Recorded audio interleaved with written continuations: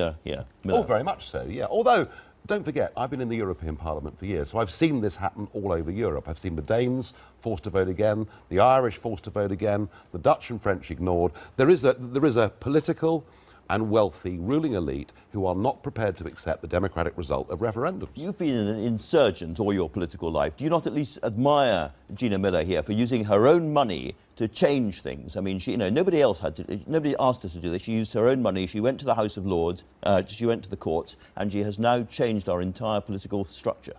Well, Parliament has to have a vote, and she's done what she believes in. I, of course, support people doing what they believe in. However, I just want to ask her, what part of the word leave don't you understand?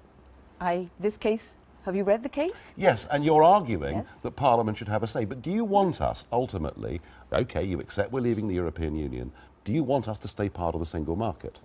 That is not, I'm not the politician. I'm not the politician here. I'm the person who saw the elephant in the room, which was there is no legal certainty.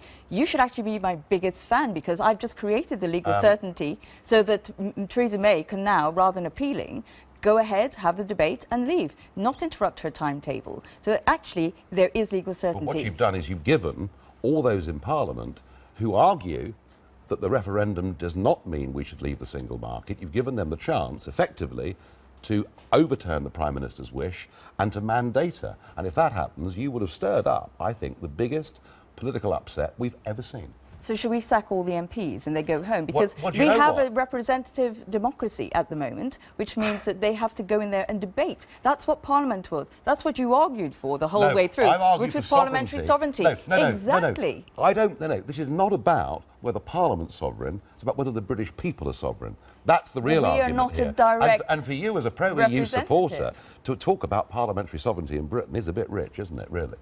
Will we move on? Do you want a country where we have no process, where everything we do in life, being buying a house... It's called a referendum. We've had a referendum. If Parliament wanted to, the Referendum Act would not have said it was advisory. The politicians lied all the way through, because they didn't say that. I take the advisory point, and I would now wish to see constitutional change to make referendums binding, and that then would end this argument and there'd be no need for this case. Do you think there now needs to be another general... If Brexit is sort of stuck inside the House of Commons and the House of Lords, we haven't even talked about the Lords for a while, do you think there needs to be another general election?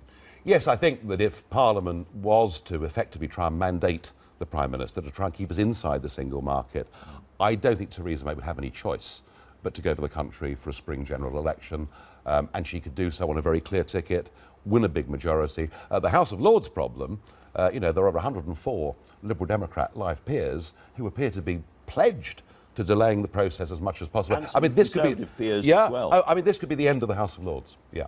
Seriously, so you're stirring up huge things here, Gina Miller. I think that Nigel's point on referendum and where is the place of referendum in our political system is a very valid one. But that's not where we exist now. It's about the rule of law where we are now. That is a very valid point about the whole political system being looked at, because it all needs changing, and that's the hatred that's really there. And that's the hatred I completely understand in the people, is that nobody trusts the politicians because the majority of the ones who are the main decision makers lie. But we always used to trust the judges, and apparently we don't trust the judges now either. I think that is unforgivable, because they are not, I'm a nobody. They are the biggest brains in this country. They are what make us great.